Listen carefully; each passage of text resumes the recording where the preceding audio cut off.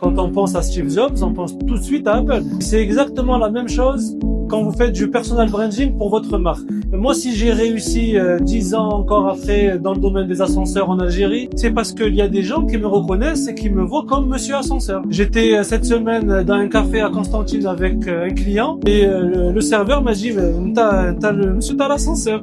Ces personnes-là que vous allez toucher par votre personal branding, sans forcément mettre en avant votre marque. Vous allez vous mettre en avant vous allez mettre en avant votre personnalité, votre histoire, voilà, tout le storytelling qu'il y a autour de cette aventure, que moi j'en parle souvent, je le partage souvent. Je suis venu de l'étranger, en Algérie, j'ai créé une entreprise dans le cadre de l'enseigne, j'ai fait l'équivalent de 1 million d'euros de chiffre d'affaires la première année, et pendant des années, j'ai agrandi mes équipes, je me suis déplacé du nord au sud, de l'est à l'ouest.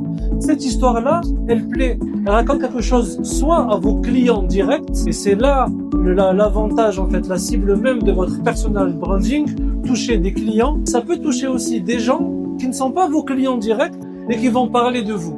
Ils vont parler de vous à quelqu'un qui sera intéressé, et qui va, justement, on aura cette notion de conversion, où on va convertir l'action marketing en opportunité d'affaires.